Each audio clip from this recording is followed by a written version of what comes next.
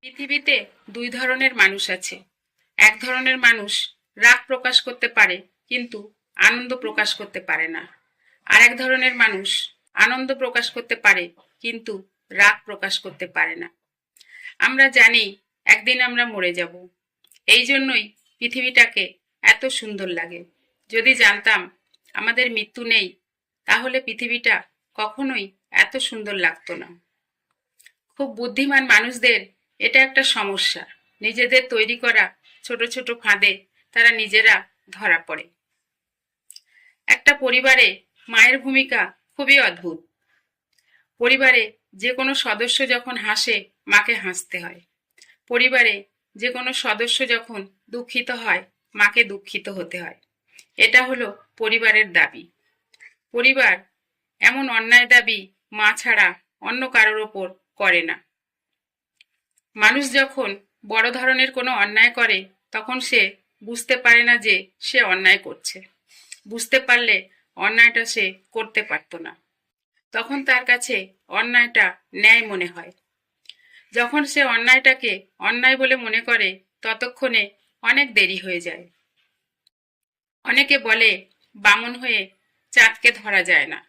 প্রকৃত বাস্তব কথা হচ্ছে, বামন ও লম্বা মানুষ উভয়ই চাঁদকে ধরতে পারে না।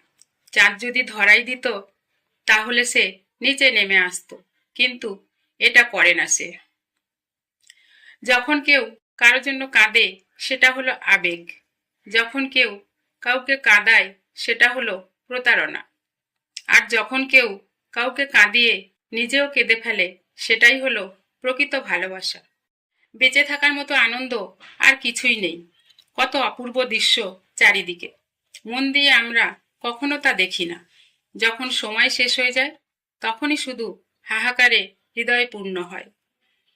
কখনো কখনো নিজের মুখটা বন্ধ রাখতে হয়, গর্বিত মাথাটা নত করতে হয় এবং স্বীকার করে নিতে হয় নিজের ভুল। এর অর্থ পরাজিত নয়, এর অর্থ পরিণত। এবং শেষ বেলায় জয়ের হাসিটা হাসার জন্য ত্যাগ স্বীকারে দৃঢ় প্রতিজ্ঞ হতে হয়। যখন মানুষের খুব প্রিয় কেউ তাকে অপছন্দ, অবহেলা কিংবা ঘৃণা করে, তখন প্রথম প্রথম মানুষ খুব কষ্ট পায় এবং চায় যে সব ঠিক হয়ে যাক। কিছুদিন পর সেই প্রিয় ব্যক্তিকে ছাড়া থাকতে শিখে যায়। আর অনেকদিন পরে সে আগের চেয়েও অনেক বেশি খুশি থাকে, যখন সে বুঝতে পারে যে কারো ভালোবাসায় জীবনে অনেক কিছুই যায় আসে, কিন্তু কারো অবহেলায় সত্যিই কিছু যায় আসে না।